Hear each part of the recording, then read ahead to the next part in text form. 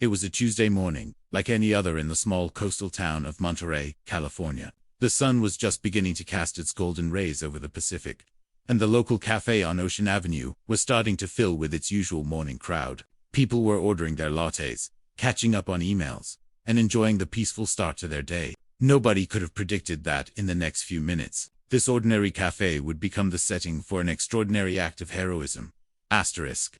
Sarah Mitchell was working her usual shift as a nurse at the nearby VA hospital. She had decided to grab a quick coffee before her 12-hour shift began. At 32 years old, Sarah carried herself with a quiet confidence that most people attributed to her profession, but those who knew her well understood that her composure came from somewhere deeper. Before becoming a nurse, Sarah had served 6 years as a Marine, including 2 tours in Afghanistan. The discipline, the training, the instinct to protect others had never left her, even after she hung up her uniform.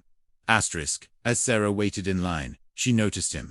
A young Marine, in full-dress uniform, sat alone at a corner table, nervously checking his watch. She could tell from his fresh haircut and the crisp edges of his uniform that he was probably preparing for something important, maybe a deployment ceremony or a promotion. She gave him a subtle nod of recognition, one service member to another, and he nodded back with a slight smile. Asterisk. The cafe was moderately busy that morning. A businessman typing furiously on his laptop, a young mother with her toddler, an elderly couple sharing a newspaper, and about 15 other patrons going about their lives. The air smelled of fresh coffee and cinnamon rolls. Soft jazz played in the background. Everything was perfectly normal. Asterisk. Then, at exactly 8:17 a.m., the front door burst open. Asterisk. 2 men wearing dark hoodies and masks stormed into the cafe. Time seemed to slow down as Sarah's training immediately kicked in. She recognized the signs before anyone else did. The way they moved, the weight in their pockets, the aggressive body language. This was not a robbery. This was something far more dangerous. Asterisk. The first gunshot shattered the morning calm like a hammer through glass. People screamed. Chairs scraped against the floor as customers dove for cover. The sound was deafening in the enclosed space, echoing off the walls and causing immediate chaos. Sarah's eyes darted around the room, assessing the situation with the speed and precision of someone who had been trained for combat. Asterisk. Her gaze locked onto the young Marine. He was frozen in his seat, his training battling with the shock of suddenly being under fire on American soil. In that split second, Sarah saw what was about to happen. One of the gunmen was turning his weapon directly toward the Marine's table. Maybe it was the uniform. Maybe it was random. But Sarah knew with absolute certainty that the next bullet had his name on it. Asterisk. She did not think. She did not hesitate. She did not calculate the risk to her own life. Her body moved on pure instinct, driven by years of service and an unshakable code. Leave no one behind. Asterisk. Sarah launched herself across the cafe floor. People later said it looked like she was flying. In the chaos and confusion, she closed the distance between herself and the young Marine in less than 3 seconds. She yelled the only word that mattered in that moment, a word every service member understands on a primal level. Asterisk. Get down. Asterisk. The second gunshot rang out just as Sarah threw her entire body over the Marine, using herself as a human shield. The impact of her tackle sent them both crashing to the floor, the Marine's coffee cup shattering as they hit the ground. She positioned herself to cover him completely, her body absorbing any bullets that might follow. The training from her Marine days had taught her exactly how to protect someone under fire, and even though she was no longer in uniform, the instincts remained embedded in her soul. Asterisk. The cafe went eerily silent for a moment, except for the sound of muffled crying and panicked breathing. Sarah felt a warm sensation spreading across her abdomen. She knew immediately that she had been hit. The pain had not registered yet, the adrenaline keeping it at bay. But she could feel the blood beginning to pool beneath her. Still, she did not move. She kept her body positioned over the young Marine, shielding him from any additional shots. Asterisk. Beneath her, the Marine was trying to push her off, trying to switch positions to protect her instead. "Ma'am, you're hit." "Let me," he started to say, but Sarah used what strength she had to keep him pinned. Asterisk. Stay down, Marine. "That's an order," she whispered through gritted teeth. Even now, even wounded and bleeding, her voice carried the authority of someone who had commanded others. In life or death situations, asterisk, the gunmen were shouting at each other, their plan apparently falling apart. They had expected easy targets, not resistance. The sight of Sarah's selfless act, the chaos, and the approaching sound of sirens caused them to panic. They fired 2 more shots wildly toward the ceiling and then ran for the exit. disappearing into the street as quickly as they had arrived.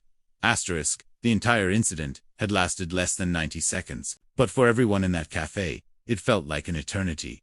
Asterisk, as soon as the gunmen fled, people began emerging from their hiding spots. The businessman immediately called 911.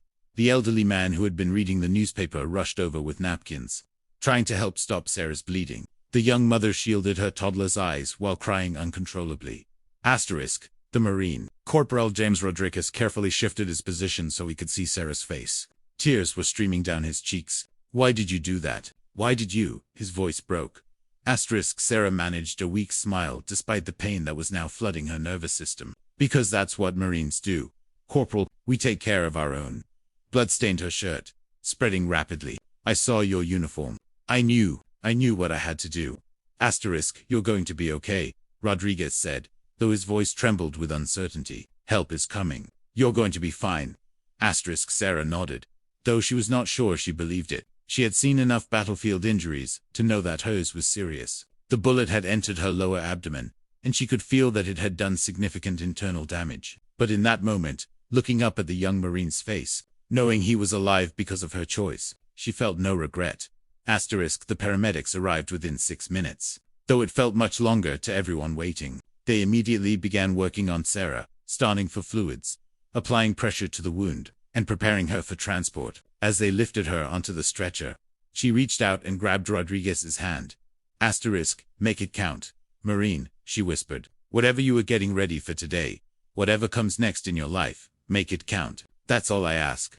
Asterisk, Rodriguez squeezed her hand, unable to form words through his tears. He watched as they loaded her into the ambulance and sped away. Sirens blaring. Asterisk, the news spread quickly. By that afternoon, the story was all over local media. By evening, it had gone national. An ex-Marine turned nurse had thrown herself in front of a complete stranger to save his life, taking a bullet in the process. Social media exploded with praise, but also with concern. Sarah Mitchell had survived the initial injury, but she was in critical condition. The bullet had caused severe internal bleeding, and she required emergency surgery, followed by intensive care. Asterisk, 24 hours passed. Sarah remained in critical but stable condition at the very hospital where she worked. Her fellow nurses took turns staying by her bedside. The doctors who had operated on her said it was a miracle she had survived at all. The bullet had missed her vital organs by mere millimeters. Asterisk, then, something remarkable happened. Asterisk, Corporal Rodriguez had spent those 24 hours making phone calls, sending messages, and spreading the word through military channels. He told everyone who would listen about what Sarah had done. He reached out to his commanding officer, who reached out to others, and the message traveled through the Marine Corps network like wildfire. Asterisk, early the next morning, a convoy of vehicles began arriving at Sarah's modest home in a quiet residential neighborhood. 1 car became 5, 5 became 20, 20 became more than 100. Marines in full dress uniform emerged from their vehicles and assembled in formation. Some were active duty, some were veterans, some were young, fresh out of boot camp. Others were elderly, having served in Korea or Vietnam decades ago. But they all came for the same reason.